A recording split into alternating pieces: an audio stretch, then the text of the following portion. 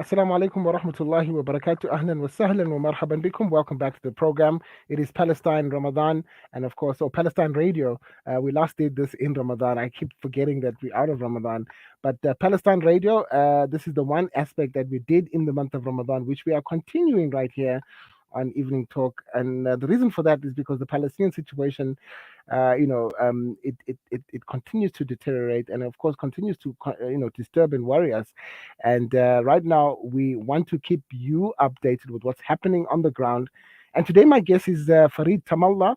He's a journalist. He lives in Qira, that's in Palestine.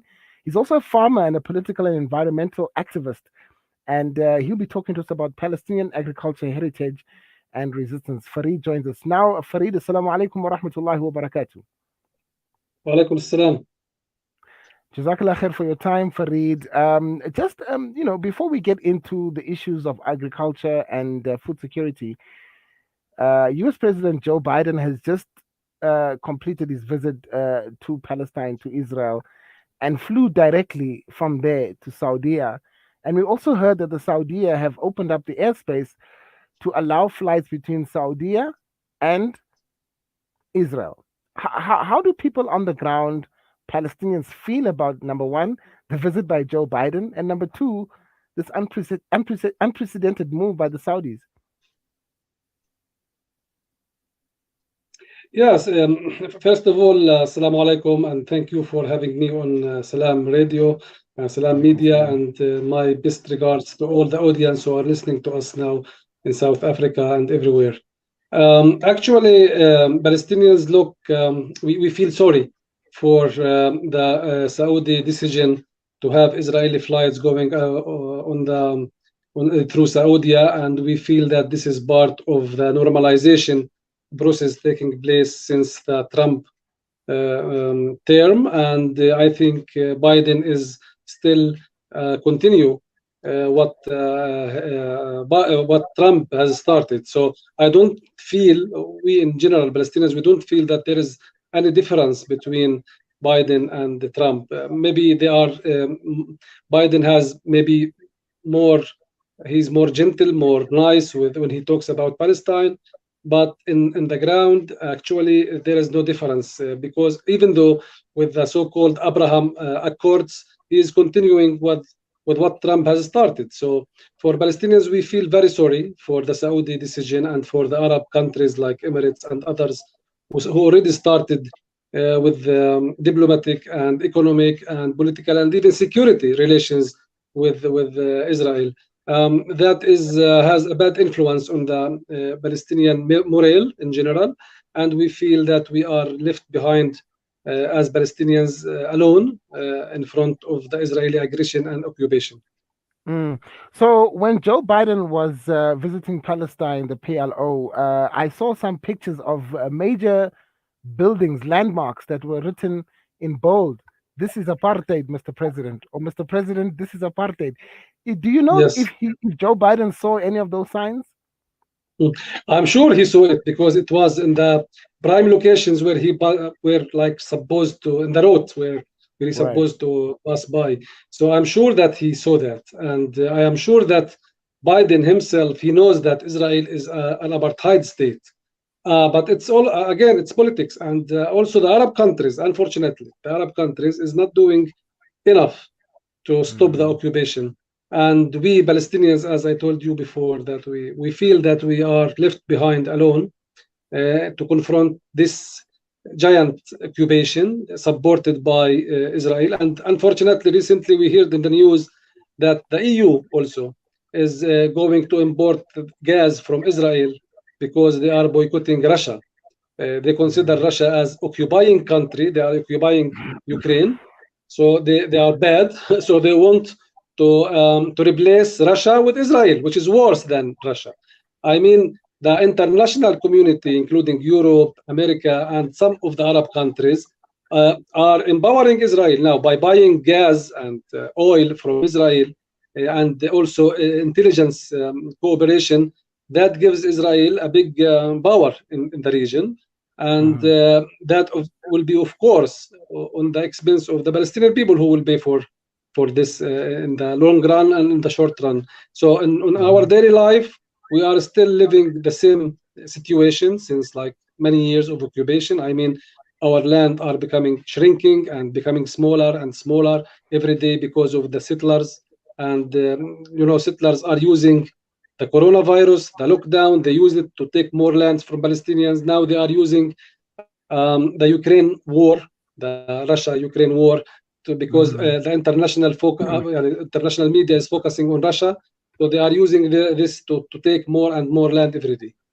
I just want to, before we start talking about the agricultural and the food security situation, and I think I would like your opinion, Fareed, because I know you are a political activist as well as a farmer, among the many hats that you wear. The hypocrisy that we are seeing with international diplomacy, we saw with the Americans whitewashing the investigation of Shireen Abu Akleh. We've seen the utterances of Joe Biden on his official state visit, paying lip service to the Palestinians, and now the EU wanting to import gas from a worse occupier than Russia, somebody that's got 70 years experience of occupation. At what point do you think the rest of the world will realize the double standards, the hypocrisy, and realize what actually is happening and start supporting the truth, and that is the freedom of the Palestinian people? I think actually, to be honest with you, I think that the politicians themselves, they know that there is no big difference between what let's say the Israel is doing in Palestine and what Russia is doing in Ukraine. I mean, they are occupying another nation, another country. Right. And also the Arab countries, the leaders of the Arab countries are aware of this like double standards. But it is like the interests of the political powers, the big powers of like America and the EU and even the Arab countries. So, for example, America is punishing Saudi Arabia for killing of Khashoggi, this journalist, accusing them of killing Khashoggi, and they imposed lots of sanctions on this security people who did this. And I mean, they were intent to have more and more sanctions or punishment against Saudi Arabia, which is okay, I think, but they are not doing the same with the killers of Shireen Abu Akleh, the Palestinian journalist, even though she is carrying the American passport. She's American, American Palestinian. So this double standards also goes to also sports. You see, when a Palestinian or Arab or any international sportsman or woman boycott any competition with Israeli sportsmen, they come and say, no, this is not good, this is wrong, and they suspend his membership because we don't have to mix politics with sports. While we see now with Russia, they are doing similar things. I mean, and people who are boycotting or avoid having any sports relations with Russia, they are presented in the West as heroes, and they are like humans, and they are doing good things. So this hypocrisy and double standards, we Palestinians are witnessing since like the many years of occupation. We are witnessing that, but now it's more and more clear because we are living in this world that everything we can see through the social media, and we know everything what's happening here and there. So it's more obvious, but it has been the same since many years. But now it's becoming more and more, and we Palestinians, we feel that we are disgusted by this hypocrisy. You know that people or politicians mainly are talking in two different languages. When it comes to Israel, they are very polite. They are criticize them very politely, very lightly, and they try to find the best words or try to choose the words when they talk about the Israeli occupation. While when it comes to Russia, they become like more obvious, more clear, more aggressive against the occupation. I am not supporting, of course, the occupation of Russia to Ukraine. I'm against that as a Palestinian. But what I'm trying to say that it should be the principle. The principle is that people should be against the oppressor and stand with the oppressed people. But this is not the case. It's like double standards, as you put it, and it is more hypocrisy, it is more political things and interest more than human rights. Mm-hmm.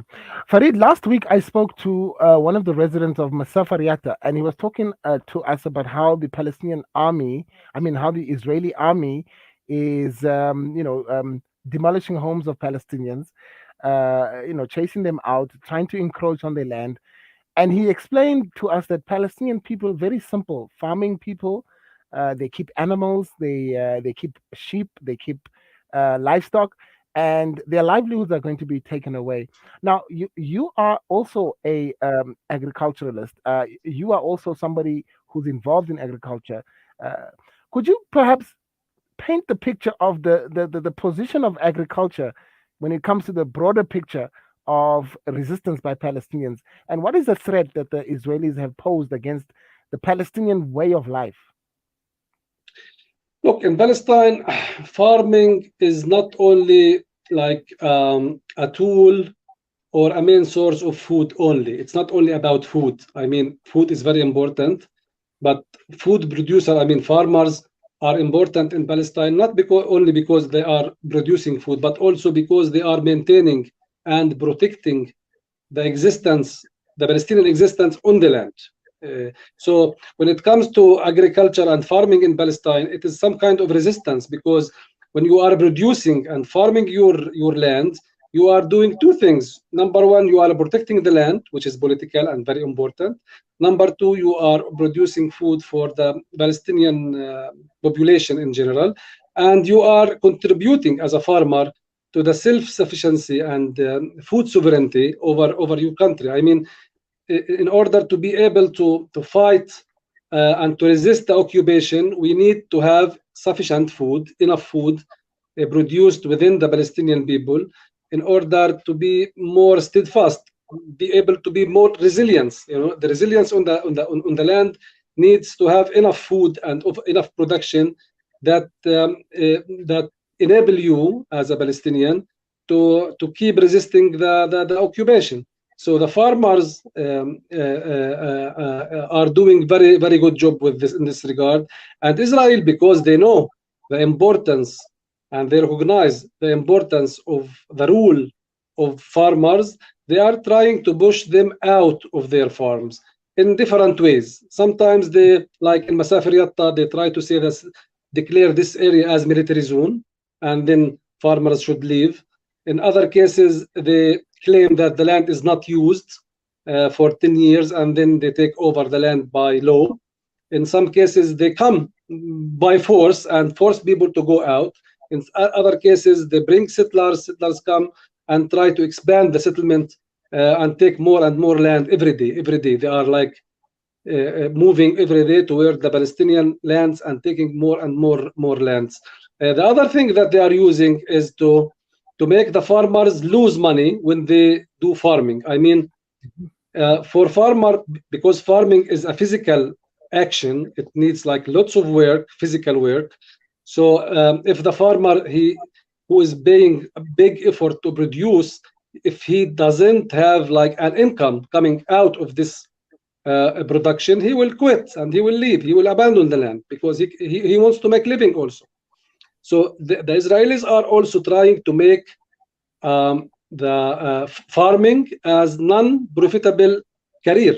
That if you become a Palestinian farmer, you will not be able to make money because you will lose money, because Israelis, they are pumping all their like bad vegetables and fruits to the Palestinian market, and then the farmer find that he cannot compete the cheap prices afforded by the Israeli farmers, and then what will he do? He will quit the land, he will abandon the land and become a worker or a laborer working in Israel.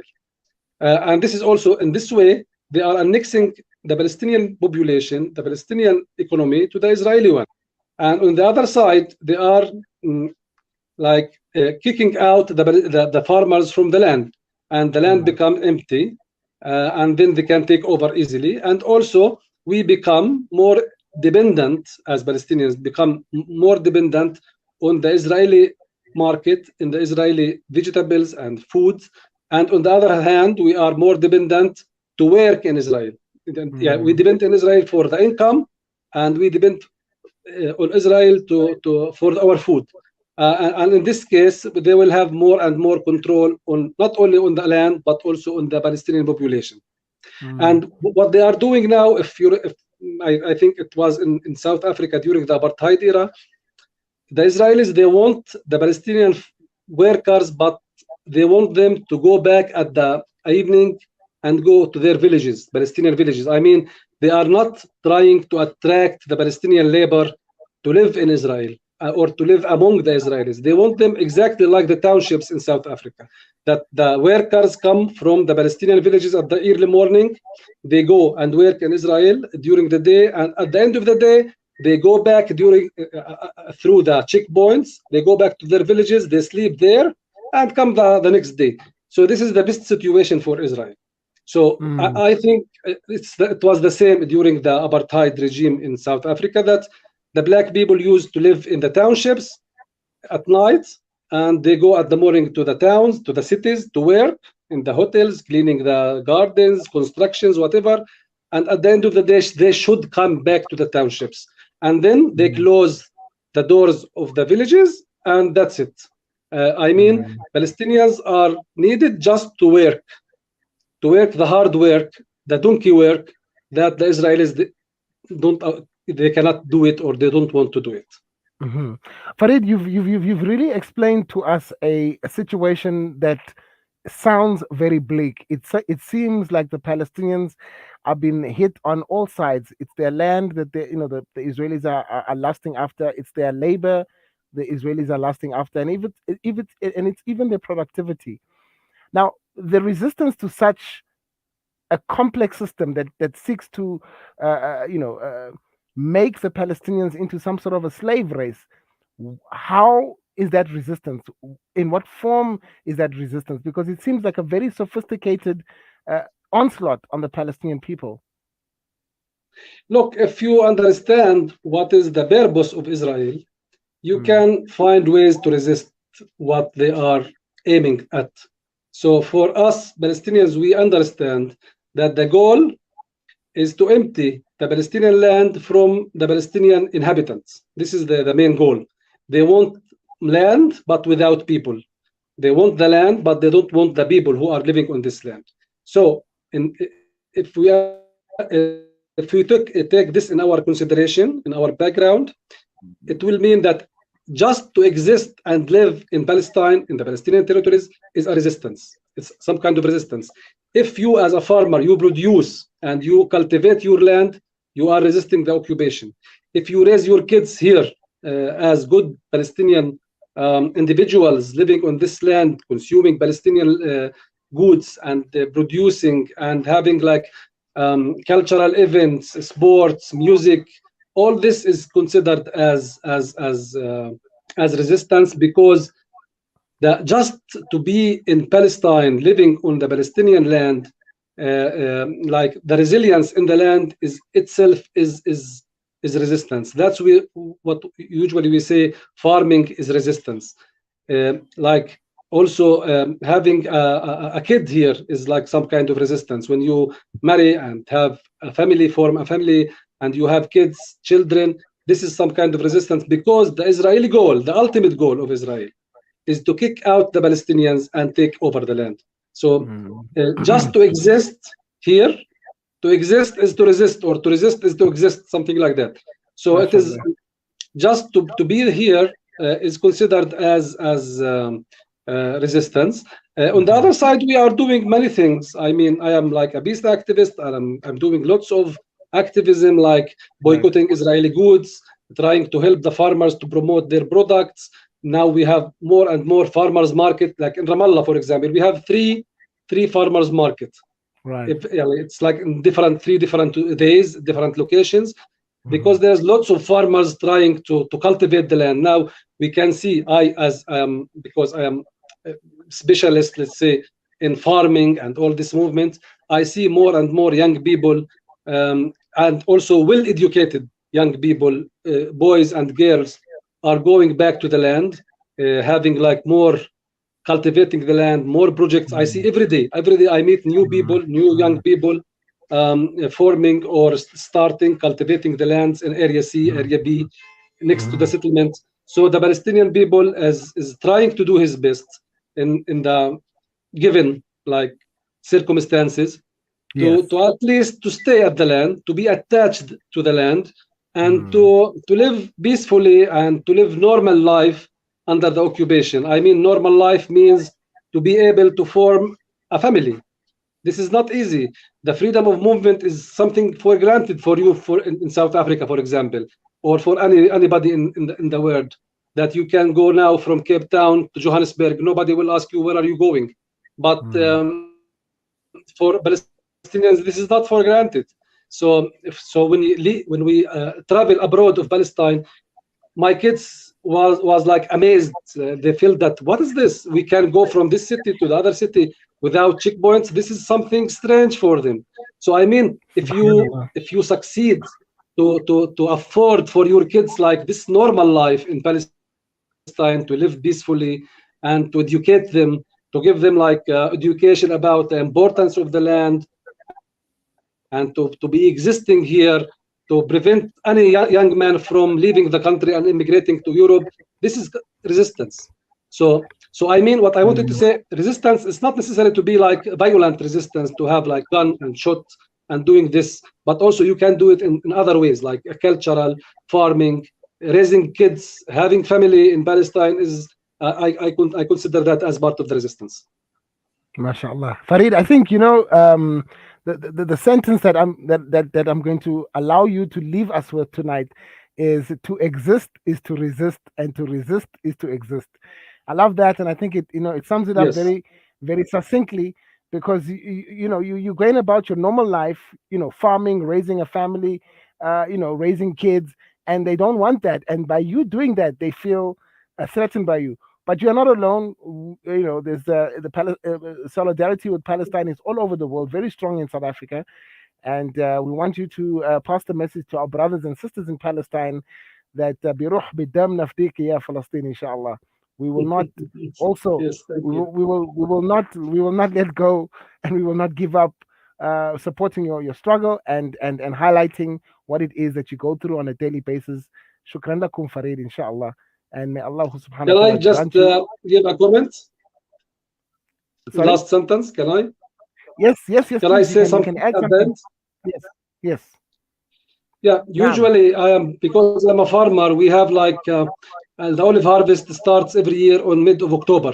So every year I have many friends and international friends come to help with the olive harvest. And from South Africa, usually there are many of my friends coming from South Africa to Palestine to help with the olive harvest.